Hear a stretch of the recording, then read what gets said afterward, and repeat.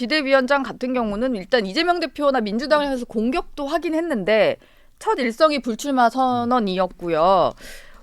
일단 본인부터 좀 희생하고 헌신한다 뭐 이런 메시지잖아요. 그러다 보니까 이제 한동훈 비대위원장 이후에 뭔가 그 동참 선언이 있을 것이냐 뭐 이런 것도 좀 관심이긴 했거든요. 좀 어떻게 전망하십니까? 저는 이제 그 한동훈 위원장이 불출마한 게 세 가지 이유로 봐요. 예. 첫째는 이제 본인 희생을 통한 공천 혁명을 하겠다. 네. 이게 첫째 이유고, 두 번째는 이제 방탄의 힘을 쓰는 이재명 대표와 차별화를 하겠다. 이게 두 번째 이유고, 예. 세 번째는 이제 그 이번에 출마하면 초선입니다. 국회는 선수가 최고예요. 네. 나는 이제 초선 N분일이 아니고 바로 대권에 직행하겠다. 이게 세 가지 이유로 저는 불출마 선언했고요. 예. 아마 이제 당에서도 전폭적으로 호응하면서 따르는데 두 명이 안 했죠. 불출마. 김웅, 그다음에 이 권은희 두 명이 서명 안 했어요. 불체포 특권 포기 예. 서약하는 것은 이제 반헌법적이다 이런 얘기를 했었죠. 예. 두 명에게 바로 컷오프식이 됩니다. 공천 안 준댔잖아요. 두 명이, 위원장이. 네. 두 명은 저는 바로 이게 컷오프식이 된다. 이렇게 봅니다. 예. 불체포 특권 포기 얘기까지 나왔는데 사실 이게 불출마 선언, 불체포 특권 포기 이게 다 이재명 대표가 답변을 하지 않고 있는 사안이다 보니까 이게 자연스럽게 또 불똥이 좀 이재명 대표한테 튀더라고요. 아니 그러니까 예. 한동훈 비대위원장 다시 말씀드리지만 정신 못 차리고 있어요. 국민의힘 비상 상황이라며요. 예. 당내 상황을 바로잡아야지. 지금 예를 들어서 이재명 대표에서 공격해서 국민의힘의 상황이 좋아지나요? 아 그러니까 답 자체가 틀리잖아요. 예. 그러니까. 아니 근데 직접 공격은 아니고 본인이 선언하다 보니까 이재명 대표한테 불똥이 튄 거여가지고. 뭘 직접 공격이 아니에요. 예. 보면은 뭐 이재명 대표 검사 사칭 절대적이냐부터 맥락을 같이 하는 것이고. 네. 저는 그렇습니다. 이 국민의힘의 비대위원장으로서 왔을 때 뭔가 새로운 뭔가 다른 기존의 문법과 다른 얘기를 할 거라고 다 기대를 할 거예요. 물론 이제 강성 보수층에서는 그래 싸우라 하겠죠. 네. 이재명 대표 공격하면 잘한다 할 것이고.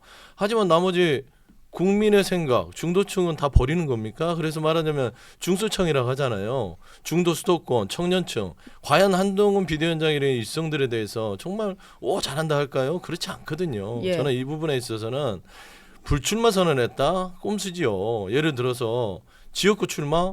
그러면은 강남이나 이런 노른자 비단길 가면은 욕할 거 아니에요. 이런 데 가려고 왔나? 예. 뭐 험지 가서 출마해서 낙선하면 총선이면 끝이에요. 비례대표는 연동형이 될지 병립형이 될지 몰라요. 그러니까 지금 명확하게 어떻게 정할 수가 없습니다. 그러니까 기왕 나는 안 나가겠다. 좀 멋있게 그렇게 좀 보였지만 속내는 계산하는 거예요. 그래서 저는 것이다. 다 계산해서 네. 들어온 것이지 뭐 이걸 갖고 뭐 희생을 강요하고 거기에 뭐 불체포 특권 얘기하는데 불체포 특권은 예. 개헌 사항입니다. 그러면 개헌하자고 그러면 됩니다. 그래서 여야 모두 다 개헌을 통해서 불체포 특권에 대해서 선언하지 말라고 하지 말고 강요하지도 말고 우리 개헌을 해서 국민한테 국회의원이 불체포 특권 내려놓자 이러면 되는 것이잖아요. 이거 갖고 왜 싸워요? 근데 일단 이재명 대표는 불체포 특권에 대해서 내려놓을 것처럼 한 이후에 좀 제대로 답을 안 하다 보니까 지금 당 내에서도 좀 압박 받으시는 거잖아요. 그러니까 제가 예. 다시 한번 얘기하지만 국민의힘 비대위원장이라니까. 그러니까 국민의힘 비대위원장이 민주당을 개혁하고 민주당하고 싸우려고 하는 게 생뚱맞잖아요. 뭐 586 운동권 그 부분에 대해서는 당내에서 우리 민주당의 당내에서 586 운동권 정치 부분들이 오래되고 했으면 예. 그거는 개혁의 문제고 혁신의 문제예요. 우리의 문제인데 왜 국민의힘 본인들의 어떤 그 대들보는 보지 못하고 또 민주당하고 싸우려고 하는 것이다라는 얘기를 하는 것이죠. 예. 근데 한동훈 비대위원장 같은 경우는 민주당의 어떤 변화만을 보는 것은 아니고 일단 국민의힘도 바꿀 것 같긴 해요. 그러다 보니까 이제 비대위원 누가 들어갈 거냐. 일단 운동권 청산을 뭐 목표로 내세웠고 세대 교체 얘기도 했고 이러다 보니까 어떤 인물이 좀 함께할 거냐 이런 말들이 좀 나오는 것 같습니다. 지금 이제 그 세대 교체의 개념을 잘 알아야 돼요. 예. 세대 교체라는 게 그 생물학적 나이만 낮추는 게 세대 교체가 아닙니다. 예. 세대 교체는 이제 새로운 생각을 가진 기존의 낡은 정치판을 뒤엎을 수 있는 새로운 생각 이걸 가지면요 나이 80도 세대 교체가 되는 거예요. 예.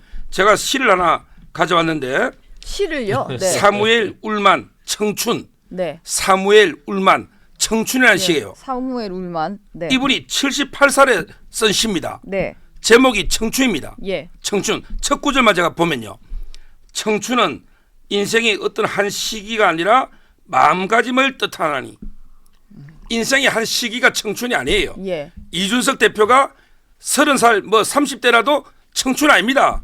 이미 12년 동안 정치판에 굴러먹은 저는 예. 정치 올드한 이미 검은달이 초승달이 아니에요. 새로 뜨는 네. 어제 그 달 비유를 하던데 본인은 초승달. 초승달이 아니고 입문할 때 이미 보름달이었어요.